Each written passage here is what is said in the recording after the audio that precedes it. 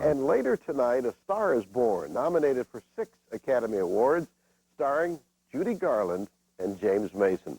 So why not pop a bucket of popcorn and stay with us as we enjoy a wonderful evening at the movies here at the OETA Movie Club. Well, first up tonight, The Last Emperor, which, as the title does suggest, is about the life of the last emperor of China. Born to rule a world of ancient tradition as a 3-year-old, he was separated from his mother, moved into the Forbidden City, and crowned emperor. Now, the film is largely based on the political history of China, winning 9 Academy Awards. The sets, the costumes, and the cinematography, excellent. Well worth watching just for those elements. Shot almost entirely on location in China, this epic was the first feature to be allowed to film in Beijing's sprawling Forbidden City. Now, the movie features a very long list of actors and supporting players. They include Peter O'Toole and Joan Chen, who you might remember as a regular on the old TV series Twin Peaks. Released in December of 1987, here it is, The Last Emperor.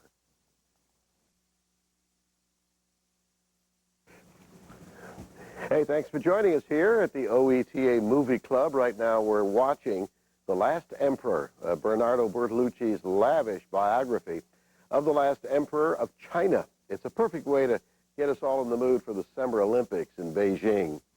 Now, as the title does suggest, this epic is about the life of the last emperor of China. Although we are accustomed to epics about heroes like, Laurence of Arabia or Gandhi, this one is about an entirely passive character, the story of an emperor born into a world that allowed him no initiative and no power to go with that title. Valued for what he wasn't rather than what he was. Now, that's a theme that may keep you interested throughout the rest of the movie. Now, here's an invitation to all of our viewers to check out your photo albums with their permission at your parents' or grandparents' house to see if they can find, or you can find, a celebrity photo for our audience to enjoy in the future. And that's the theme here from Carla Lassiter from Watonga. She sent 2 great pictures of Eugene Blackbear, who, by the way, had a very speaking part in the movie The Last of the Dogmen, which starred Tom Berenger and Barbara Hershey. Well, this is a rare treat here at the OETA Movie Club. It's The Last Emperor, Bernardo Bertolucci's biography of the last emperor of China. It's our way to pay tribute to the Summer Olympics in Beijing. And speaking of the Olympics, much of the original music for The Last Emperor was written by Ryuichi Sakamoto, celebrated for his fusion of the rhythms and instruments of many countries. He's now living in the United States, but is less well known than his native Japan. And Sakamoto also composed music for the opening of the 1992 Olympics in Barcelona and has done musical scores for many Hollywood films. Now, coming up later tonight, Judy Garland makes one of the greatest comebacks in film history as the lead in A Star is Born, a showbiz classic, also starring James Mason, playing the role of a movie star who is past his prime, and she, Judy Garland, an aspiring singer, with his help, becomes a bigger star than he was. It is well worth staying up for that one. A Star is Born, coming up later tonight. Right now, though, here it is, the conclusion of The Last Emperor. In China. Now, as a special treat for coming up next, a nice true Hollywood classic called A Star is Born, and it stars Judy Garland and James Mason. First, our thanks go out to Oklahoma's best-dressed man about town, Judy Garland and James Mason. Now, in addition to Judy's musical genius and James Mason, his moving performance, the film contains 2 of Garland's most famous musical numbers, The Man That Got Away and Born in a Trunk.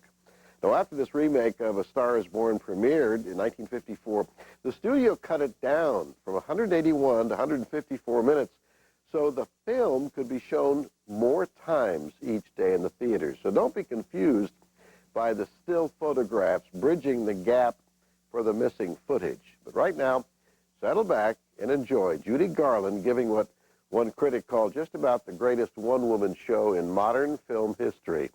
A brilliant performance by James Mason, also starring in A Star is Born.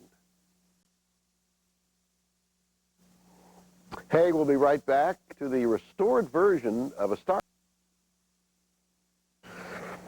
Well, it is the classic Hollywood story. It's considered one of the best behind-the-scenes musicals ever made. A Star is Born, starring Judy Garland and James Mason. Here each week with wonderful movies for everyone in the family. Hope you're enjoying it. Now, before we get back to A Star is Born, I wanted to tell you a very interesting story about the cast. Although Judy Garland was the first and only choice for the female lead, the same couldn't be said about her co-star, James Mason. Heading the list was Laurence Olivier, who didn't want it. Richard Burton couldn't do it. And Tyrone Power wanted too much money.